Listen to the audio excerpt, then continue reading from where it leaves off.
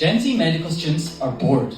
They're bored of the current resources to learn medicine and pass their medical school exams. 1,000-page medical textbooks, hours of boring lectures, and clunky e-learning resources. No thank you, Prof. I'd rather use MedSnapp.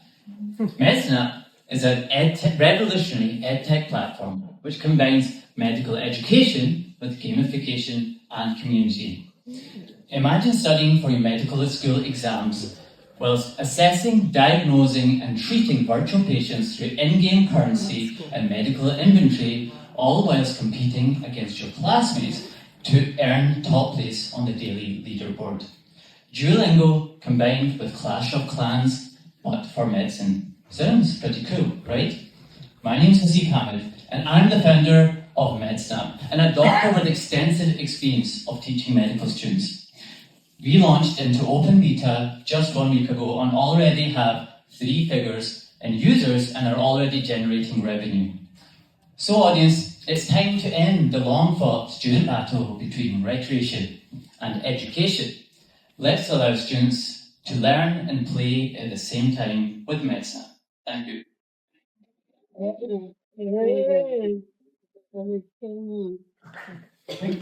Sorry.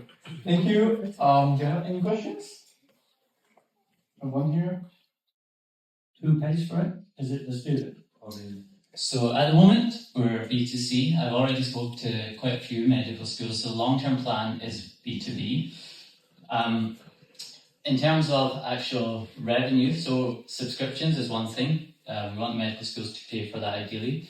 In-game add-ons, so there's a concept in gaming called whales, so high worth individuals who like to spend a lot within certain games. And the last thing, which no one else is doing, is partnering with pharmaceutical and medical device companies to directly sponsor and advertise on the platform. So the thesis is, if you've got the direct user who's going to be the person deciding on the drugs and the medical devices to purchase within hospitals, not so much in the NHS, but in other countries like the US or Gulf countries, that is the exact person that they want to target, and their marketing budget is in the billions. All right. Have another question there? Yeah. No one first. This is a great concept, but have you thought about extending it to beyond the medical schools? So, because I know that the medical journey, the learning journey continues even as you're a practitioner, so there are lots of exams that, for example, doctors have to take to progress. Would this apply for them as well, or just for those in medical school?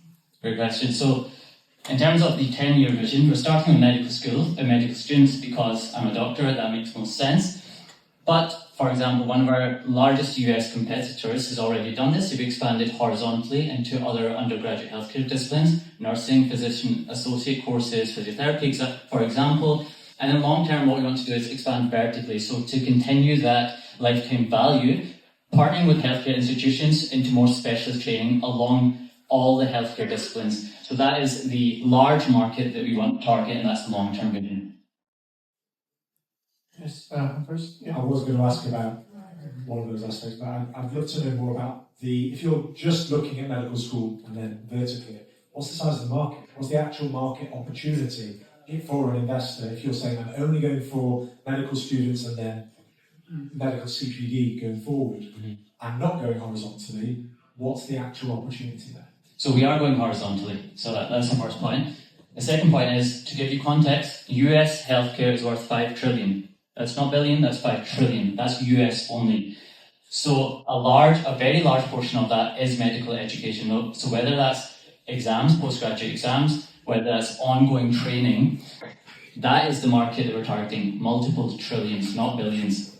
And the reason this works is because once you have the concept and the main mechanics working within the platform, so gamification, once it's sticky enough, it's just the content which changes along those verticals.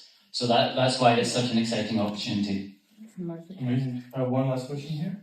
Yeah, so because it's a medical thing, so do you need a license for the content?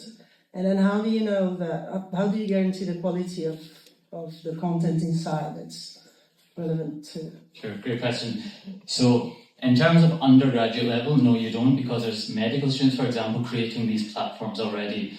So that area is quite safe. Once you go into postgraduate spaces, then you need a certain level of approval. That could be the Royal Societies, for example, of Medicine, or in the US, they have their own societies, of course. In terms of the content generation, and this is another reason we're different, we actually use AI in the back end in a very bespoke fashion with our own data sets to generate a lot of the content and speed up that content production. A lot of our competitors have very large medical teams doing that. No one else is really automating in the back end, and we think that's where the opportunity is, to speed up that process, lower our costs, and increase profits.